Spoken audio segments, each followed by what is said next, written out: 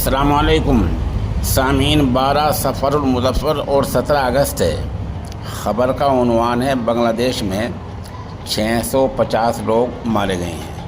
हालिया जुमा तशद्दुद हुआ है और मुज़ाहरे के दरमियान जिन लोगों पर गोलियां चली हैं ये तादाद 650 तक पहुंच गई है और अभी ये इब्तिदाई जायज़ा है। ये रिपोर्ट हमारी अपनी या किसी और की नहीं बल्कि पूरी दुनिया के भरोसेमंद इदारे अक़वाम मुत्तहिदा की है।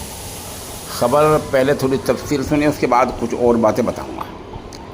बांग्लादेश में हालिया तशद्दुद के वाक़यात में तकरीबन 650 अफराद हलाक हुए हैं। अक़वाम मुत्तहिदा रिपोर्ट के मुताबिक 16 जुलाई से 4 अगस्त के दरमियान तकरीबन 400 हलाकतें हुई, जबकि 5 से 6 अगस्त के दरमियान मुज़ाहरों की नई लहर के बाद 250 के करीब अफराद हलाक हुए।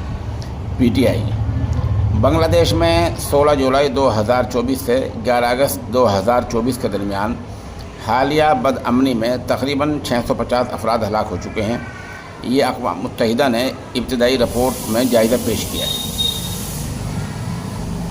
बांग्लादेश में हालिया मुज़ाहरों और बदअमनी का इब्तिदाई तजज़िये के उन्वान से अक़वाम मुत्तहिदा ने 10 सफ़हात पर मुश्तमिल ये रिपोर्ट पेश की है। बहरहाल इस रिपोर्ट से ज़ाहिर हो गया है कि बांग्लादेश में क्या कुछ नहीं हुआ होगा। मैं अर्ज़ कर रहा था कि अक़वाम मुत्तहिदा जब कोई रिपोर्ट जारी करती है तो कोई फेक न्यूज़ नहीं होती है, ना वो कोई उड़ाई हुई अफवाह होती है, बल्कि अक़वाम मुत्तहिदा तक रिपोर्ट ऐसी इंतकाल की, हलाकत की तब पहुँचती है जब मुतल्लका देश के, मुल्क के थाने में, वहाँ के महकमा सेहत में, हस्पताल में हर आदमी की पहचान के साथ या गैर पहचान के साथ मुकम्मल रिपोर्ट दर्ज हो जाए, उसके बाद अक़वाम मुत्तहिदा ऐसी बातों का ऐलान क्या करती है।